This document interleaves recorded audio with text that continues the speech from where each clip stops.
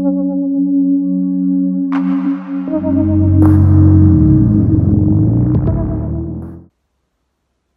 viena diena į pabaigą. Jau laukia tamsu darosi ir dienos darbai nuveikti. Liko šitas pokalbis. Užsikūriau krosnelę.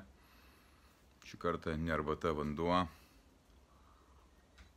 Ką tik išlydėjau savo artimiausius žmonės. Vaikai pas mane buvo atvažiavę aplankyti, pabūti, pasišnekėti. Bendravom keletą valandų. Ir už mano nugaros yra jų nuotraukos, kai jie buvo visiškai mažiukai. Metai, pusantrų, kur sąmonė dar buvo labai mažytė, kur vystėsi tas kūnas. Dabar jie jau dideli.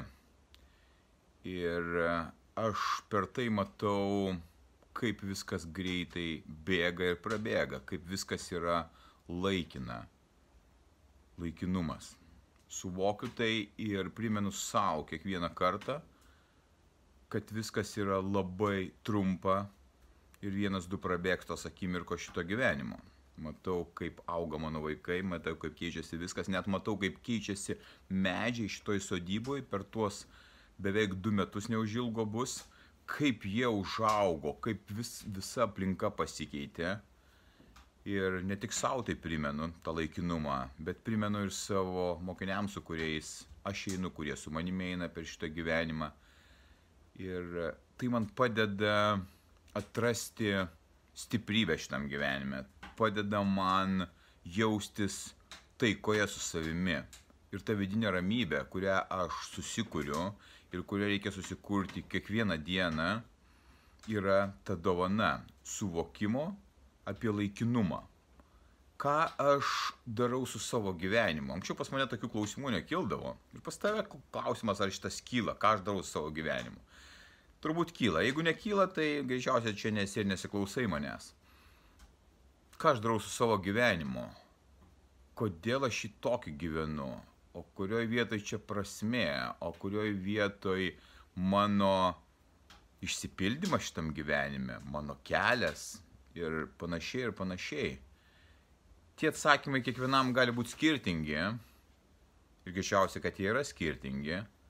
Tik tai kada ateina tas suvokimas, ta platesnė sąmonė, kad reikia kažką tai daryti su tuo gyvenimu. Nes jeigu mes nesugebėsime suvaldyti savo gyvenimo pabaigoje būsim nusivylę labai, kad nepagyvenom. Taip ir nepagyvenom. Aš jaučiuosi, kad aš gyvenu gyvenimą, bet tai atsitiko turbūt nuo 50 metų, tas man suvokimas tik atėjo, tik 3 metai eina, 4 metai turbūt eina, to suvokimo, laikinumo ir ką aš darau savo gyvenimu. Kaip aš jį noriu gyventi, kaip aš noriu jaustis tame gyvenime. Ir tas laikas gyvenimo, tos kiekvienos dienos laikas, jis man yra ypatingai brangus. Aš labai aiškiai žinau savo viziją. Aš labai aiškiai žinau, ko aš noriu eiti, ypač šiuo momentu ir tuos paskutinius kelius metus. Kaip aš noriu gyventi, koks turėtų būti mano charakteris, kokia energija, kokia nuotaika, kokia savijauta ir ką aš turiu padaryti per dieną, kad dienos pabaigoje aš jausčiausi gerai su savimi, taikoje ir ramybėje. Kadangi suformavęs savo principus ir jais einu, vadovaujuosi, aš per juos išmatuoju savo tos dienos rezultatą, kaip aš elgiausi, kaip aš jaučiausi, kokios mintis pas mane buvo, kaip ta energija buvo nukreipta. Ir jeigu yra tik tai nuklydimas į šalį, kas iš tikrųjų atsitinka, ir aš neteisingai sufokusavęs savo dėmesį būnu, aš jaučiu nusivylimą. Aš jaučiu praradimą ir laiko, ir tos dienos brangios. Tada ta ramybė jau nebe tokia stipri būna. Tai aš stengiuosi, suvokiant tą laikinumą, išnaudoti kiekvieną dieną gyventi. Anksčiau aš blaškiausi, to ėmiausi, tą dariau, ten bėgau, kažkas kažkokį tai ženklą parodo, aš jau tenais atsiduriu, nesuvokiau gyvenimą, buvau visiškai aklas ir kurčias, kaip greičiausiai ir tu dabar esi. Ir jauti tą skausmą, dėl to galbūt ir žiūri tokius pokalbius, kad suprasti save, kad atrasti kažkokį sprendimą tai ramybei, tada aš blaškiausi, dabar aš žinau, kas aš esu, ką aš veikiu ir kur aš einu. Tai yra didžiausia dovana šitam gyvenime, kad aš tai atradau. Tai atradęs aš galiu pasidalinti su kitais, padėti jiems suvokti jų gyvenimus, suvokti, kur jie eina, parodyti, kur pasižiūrėti, kad jie rastų atsakymus savo. Nereikia gyventi taip, kaip aš gyvenu. Reikia gyventi taip, kaip tu turi gyventi. Pagal savo prigimtį. Ir tas laikinumas, ir to laikinumo priminimas duoda labai aiškę sveikatą, ypač psichinę. Kad man nereikia skirti laiko tom smulkmenom, į kurias visi dabar įlindę. Kur tas sąrašas tų darbų, tų smulkmenų, tų beprasmybių ir tų nereikalingų dalykų begalinis ir niekada nesibaigia.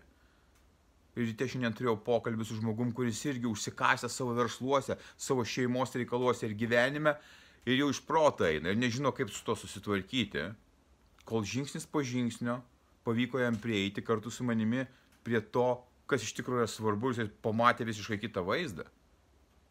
Ir aš savo, kas nesvarbu, net nesigilinu, nekreipiu dėmesio, neskiriu energijos, jokios emocijos į tai, ką anksčiau mane tai draskydavo. Ir tai duoda mano vidinę ramybę. Man sukuria mano pasaulį, kuris man yra mano, kuris man yra geras, kur aš turiu daug energijos, pozityvumo ir aš jaučiuosi gerai. Širdis yra nurimusi, nors visko vyksta aplinkui labai daug. Aš nesustojęs, bet turiu vidinę ramybę. Laikinumas man pasako, kas nesvarbu. Ką aš dabar matau, net ir iš savo vaikų, kadangi jie dar tos patirties neturi, jų laikas, jų fokuso neturėjimas išblaško juos per visur. Kadangi yra didelis pasirinkimas visko, ypač dabartinėme pasaulyje, yra didžiulis pasimetimas, o kur toliau eiti? Kaip eiti per gyvenimą, į ką atsiremti? Tiek visko daug, kas yra teisinga?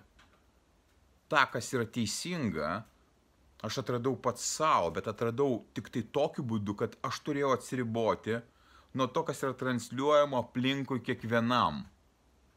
Kur tas transliavimas, tos informacijos, to gyvenimo būdo, visko, kas vyksta aplinkui, tam socialinėme savo reiškinyje, tu nebesupranti apie save ir apie gyvenimą, ar apie savo ėjimą, kur tu turi eiti ir ką tu daryti turi šitam gyvenime.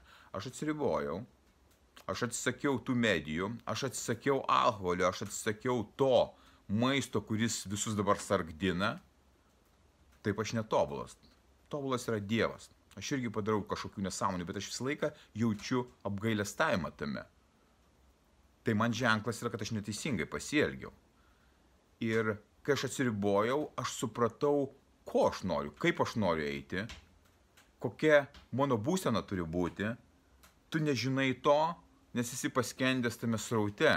Išėjimas būtinas iš ten per ramybės atradimą, vienatvės atradimą, kažkokiais etapais bent jau, gyvenant mieste, galbūt šeimoje, kur daug yra vaikų, tu kitaip neatrasi savęs, tu kitaip jausi tą skausmą, kitaip tai tave nutems į tą tuštumą, užsimiršti ir bėgti iš savo gyvenimo per svaigalus, per pirkimus, per teliką, per tą telefonų žiūrėjimą beprasmį, tragišką netgi, net žodžių trūksta.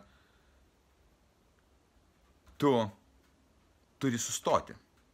Tu turi išgirsti save. Išvažiavo mano vaikai, aplinkui ramybė, paukšteliai čiulba. Aš vėl esu savo pasaulyje, susikurtam savo pasaulyje, kuris mane džiugina. Nesvarbu, kad jis yra toksai, bet aš esu laimingas savo pasaulyje. Susikurk savo pasaulį, atsisakęs tai, kas tau transliuojama aplinkui, suradęs save per ankstyvą atsikėlimą, per sportą, per dienoraštį, per mąstymą, per sąmonės plėtrą, per sunkius išbandymus ir iššūkius, per minimalizmą, per daiktų atsisakymą, per troškimų mažinimą. Yra daug etapų, kuriuos žingsnis po žingsnio gali daryti, sutvarkyti savo taip gyvenimą. Aš gyvenu ir galvoju Dievas mane turbūt taip myli, kad man davė sužinoti tas paslaptis, kaip gyventi šitam gyvenime. Aš esu dėkingas už tai, kad aš galiu tai patirti, galiu tą patirtimi pasidalinti su kitais, su tais, kurie turi sąmonę suvokti ir išgirsti tuos žodžius, ką aš sakau, tame triukšme, beprasmybės, baimės, dvasinio skurdo, moralinio degradavimo ir panašiai. Pasaulis yra gražus. Aš jį matau tokį gražų tik tai todėl, kad aš pakeičiau save. Mano būsena leidžia pasaulį matyti visiškai kitokį. Tu jį matai beprasmį, skausmingą, nežinantį kur eiti. Pakeisk save, savo elgseną, savo įpročius ir patyrisi tikrą gyvenimą. Būk stiprus.